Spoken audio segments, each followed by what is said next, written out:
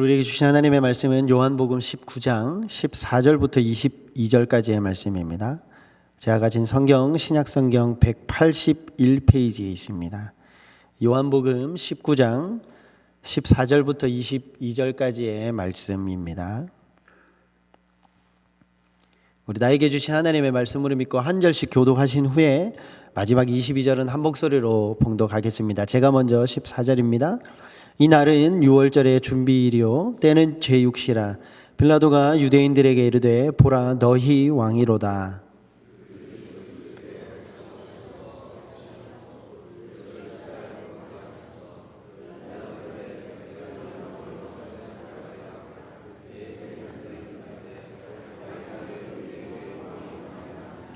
이에 예수를 십자가에 못 박도록 그들에게 넘겨주니라.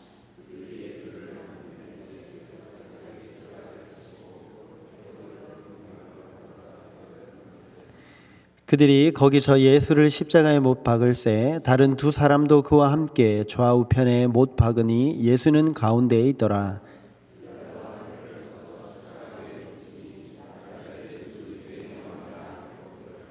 예수께서 못 박히신 곳이 성에서 가까운 고로 많은 유대인이 이 패를 읽는데 히브리와 로마와 헬라말로 기록되었더라.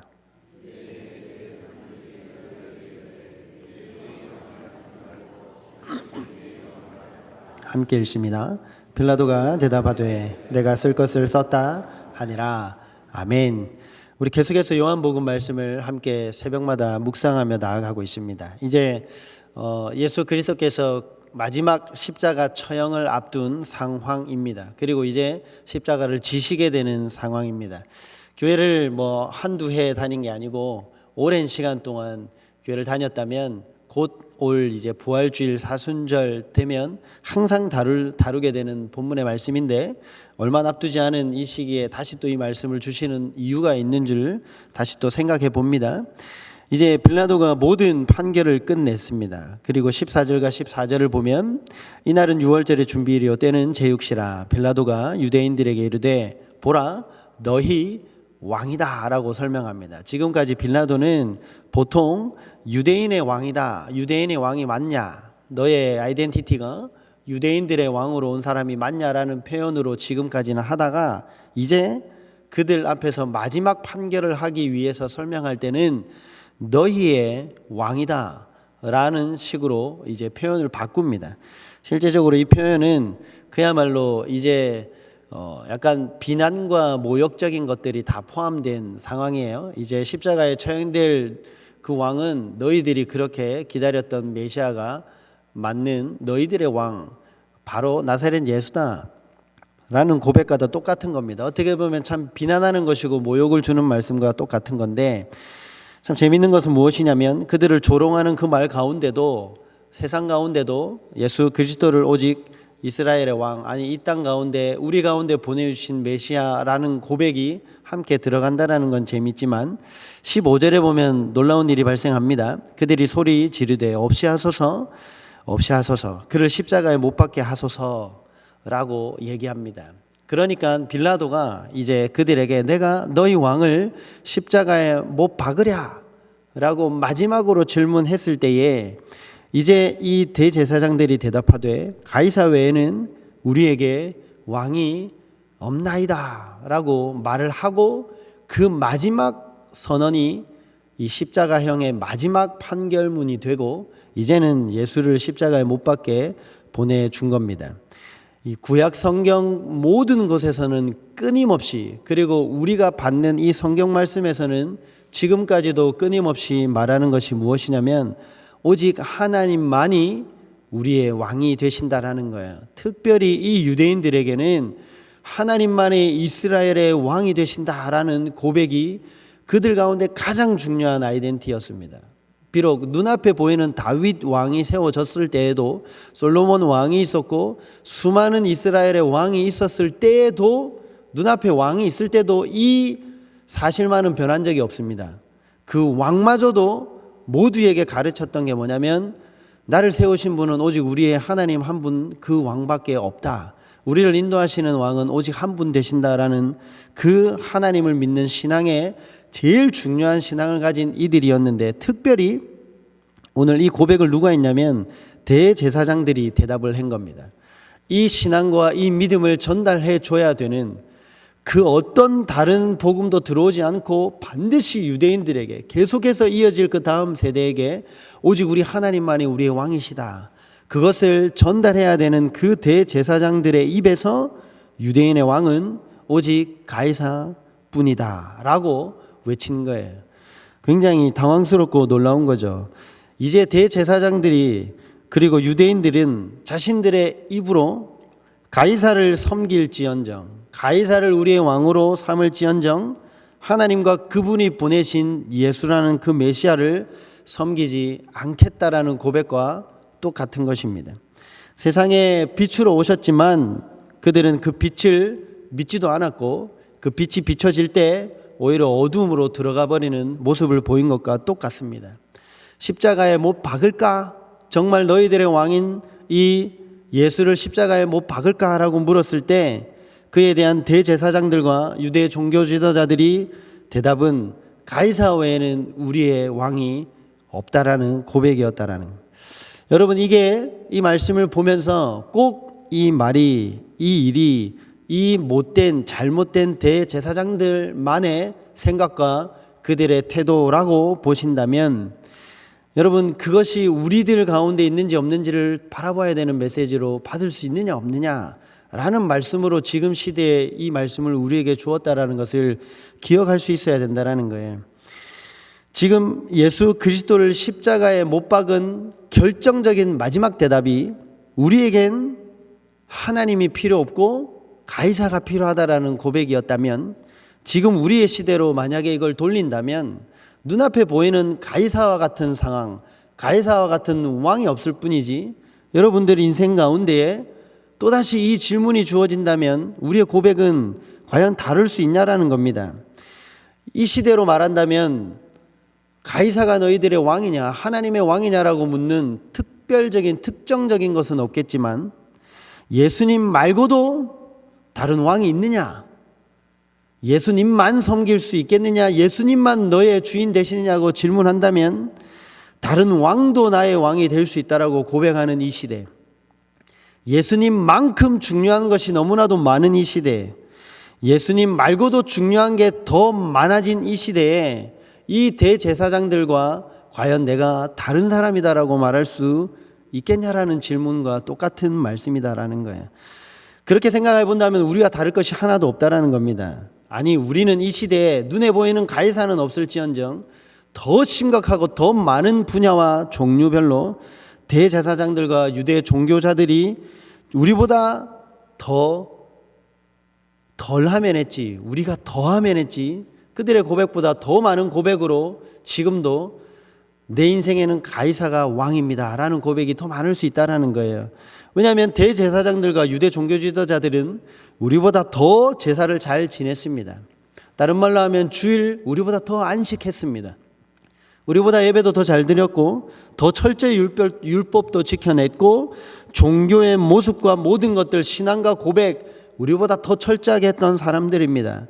그런데 그들에게는 성경이 말하는 말씀이 가르치고 있는 왕은 없었다라는 거예요. 오직 그들이 만든 신, 그들이 바라는 신, 그들이 바라는 왕의 모습만 가득 차 있었을 때에 마지막으로 그들 앞에 온 질문, 이가 너희들의 왕이냐라는 질문 앞에 그 지금까지 품고 살아왔던 예수도 나의 왕일 수도 있지만 세상에 가이사와 같이 보이는 모든 것들도 나의 왕이 될 수 있다라는 그들의 삶 가운데 결국 마지막 그들의 고백은 예수를 선택하는 게 아니라 가이사라는 왕을 선택했다라는 겁니다. 여러분, 그것과 똑같습니다. 그 왕의 이름이 가이사입니다라고 고백했을 뿐이지 지금 이 시대에 우리의 고백과 똑같은 것은 하나님, 우리는 돈도 우리의 가이사이고 명예도 평안함도 내가 만든 신앙이라는 것과 내가 만들어 놓은 모든 규칙과 룰도 우리가 고집하고 있다면 이 시대의 대제사장들처럼 가이사라는 단어와 가이사라는 지칭만 하지 않았을 뿐이지 우리 인생에는 너무나도 나에게는 가이사가 왕입니다라는 고백이 많을 수 있다라는 거예요. 이 말씀을 통해서 진짜 그 모습이 우리와 똑같은 건 아닌지를 돌아볼 수 있는 말씀이 되기를 주님의 이름으로 축원드립니다. 우리가 이 부분을 깊이 묵상해야 되는 이유가 이 다음 17절 18절에 나타내는데요. 17절과 18절을 보면 그들이 예수를 맡음에 예수께서 자기의 십자가를 지시고 해골 히브리 말로 골고다이라 하는 곳에 나가시니 그들이 거기서 예수를 십자가에 못 박을새 다른 두 사람도 그와 함께 좌우편에 못 박으니 예수는 가운데에 있더라라고 설명합니다. 우리는 이 예수 그리스도께서 십자가에 못 박히는 장면에 대해서 여러 가지 신학적 정보와 말씀을 통해서 많이 알고 계세요.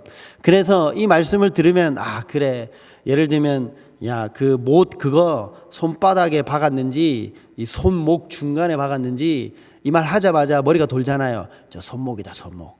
왜냐하면 찢어져서 안 된다.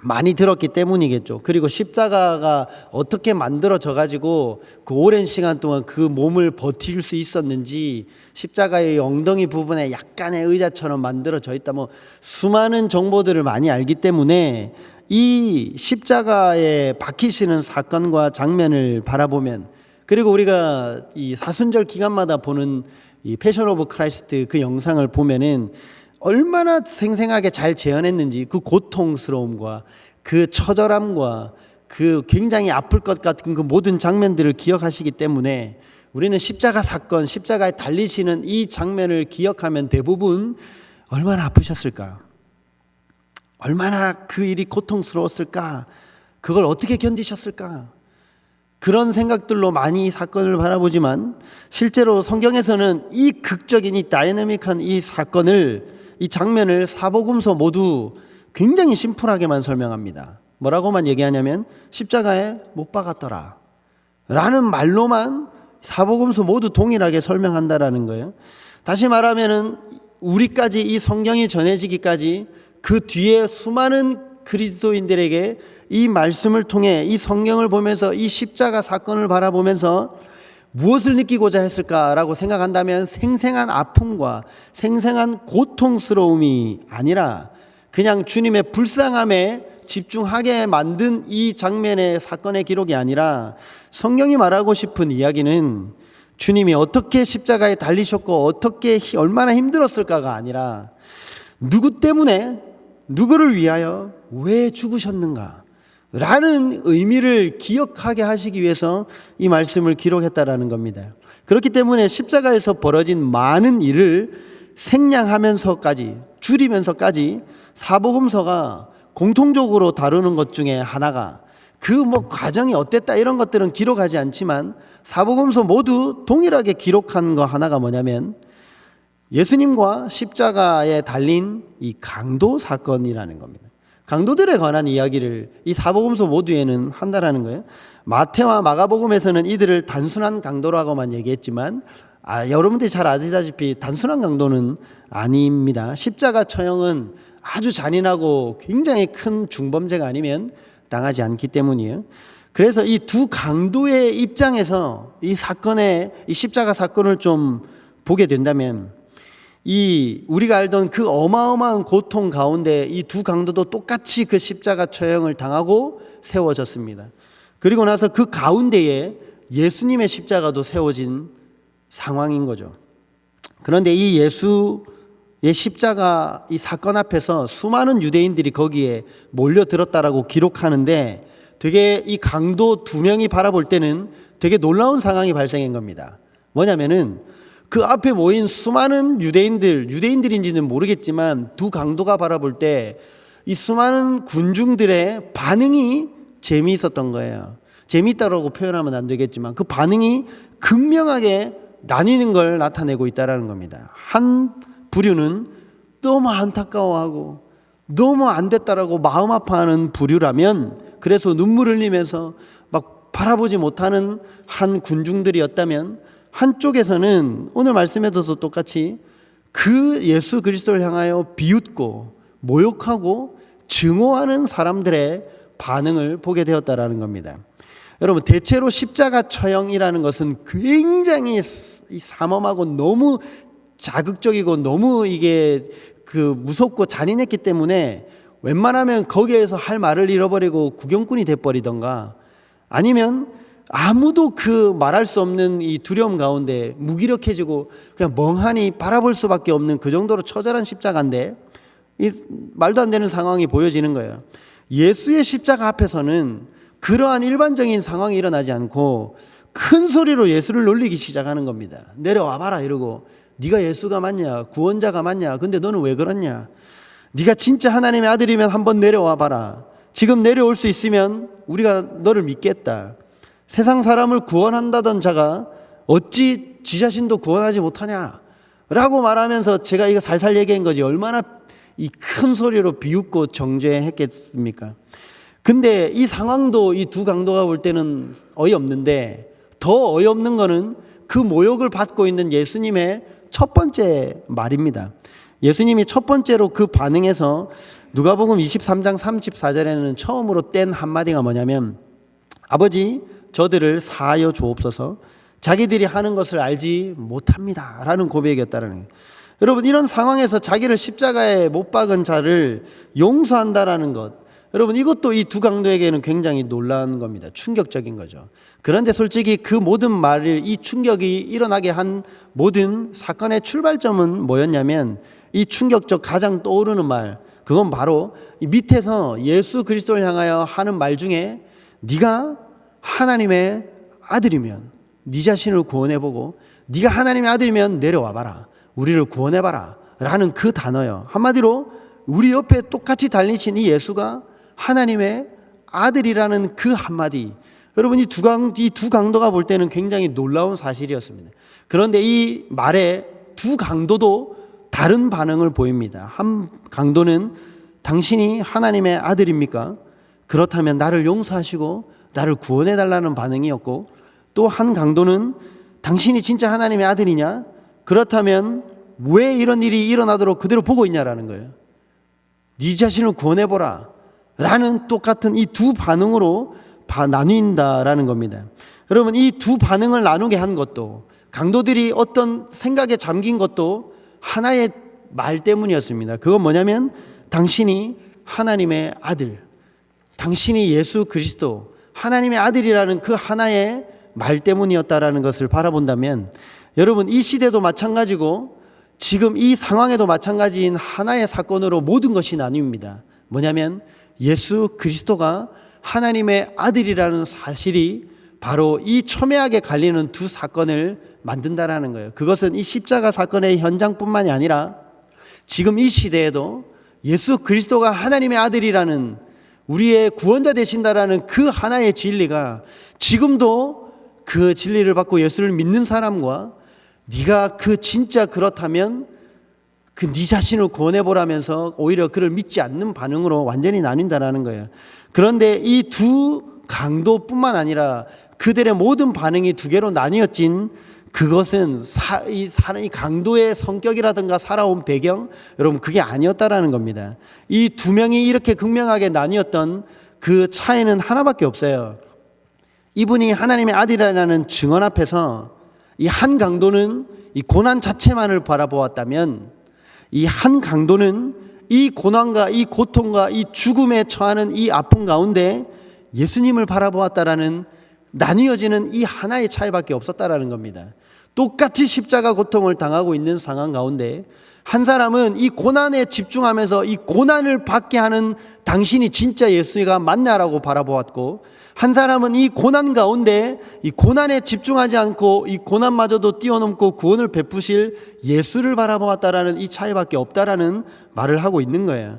한 사람은 자신의 절망적인 상태를 보고 원망했다면, 한 사람은 이 절망적 상태에서 이 고난을 해결할 수 있는 그 고난의 해결을 바라보고 도움을 요청했다라는 것, 여러분 이것만 이 상황 가운데 나뉘어졌다라는 겁니다.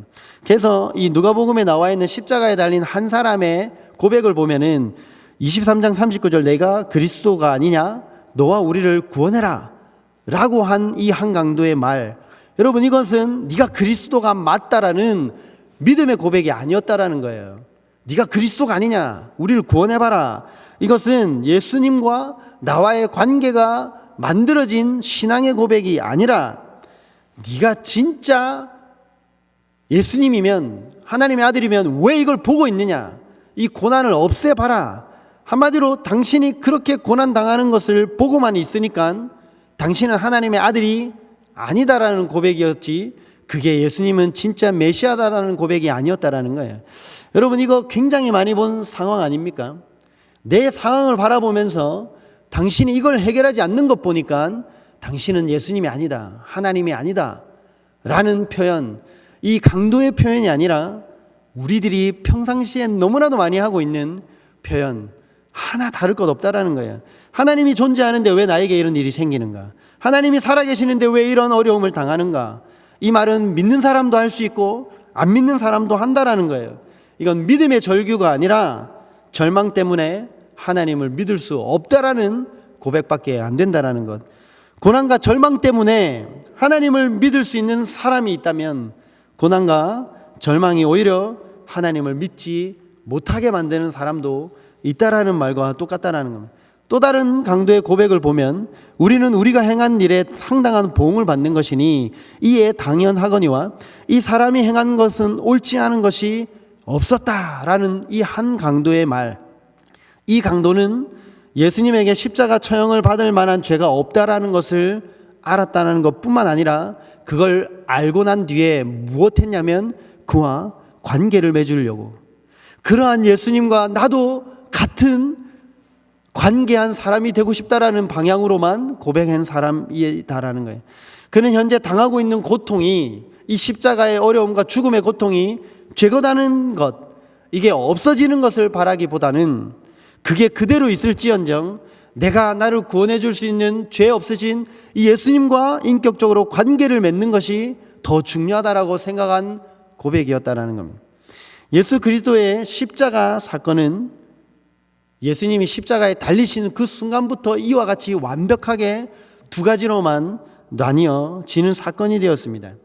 여러분, 이 사건을 바라보면서 십자가 아래에 있었던 사람들, 그리고 십자가에 달렸던 이 두 사람, 아니 그 모든 사람들도 동일하게 이렇게 두 개로 나뉘었다라고 얘기합니다. 그런데 우리는 항상 이 말씀을 대할 때마다 어떻게 바라보느냐, 밑에서 예수님이 십자가를 지시고 계신 것을 바라보고 있는 모습만 바라보는 거예요. 그러면서 우리가 그러니까 불쌍하다, 아프다, 얼마나 고통스러웠을까만 생각하는데, 실제로 이 사건 앞에서, 그리고 이 되어지는 모든 십자가의 여정 앞에서 하나 다를 것 없었던 것은 뭐냐면, 이 사건을 바라보며 앞에 나서지 못했고 비겁하게 숨어서 지켜봤던 제자들의 모습도 여러분 그 제자의 모습이 아니라 우리의 모습과 똑같고요, 예수를 십자가에 못 박으십시오라고 외쳤던 사람들의 모습도 우리들의 모습과 하나 다를 것 없고, 가이사만이 우리의 왕입니다라고 말했던 그 대제사장의 모습도 우리와 하나 다를 것 없는 모습이었음을 보여주는 말씀이다라는 거예요. 그런데 오늘 이 말씀 가운데 가장 저와 여러분들이 닮아 있는 모습은 가이사가 우리의 왕입니다, 예수를 십자가에 못 박으십시오, 이들의 모습보다도 더 우리와 닮아 있는 모습은 이 양옆에 달려있는 고난과 고통 가운데 죽음 가운데로 달려가고 있는 이 두 강도의 모습이 가장 우리와 닮아 있는 것 아니냐라고 생각할 수 있어야 된다라는 겁니다.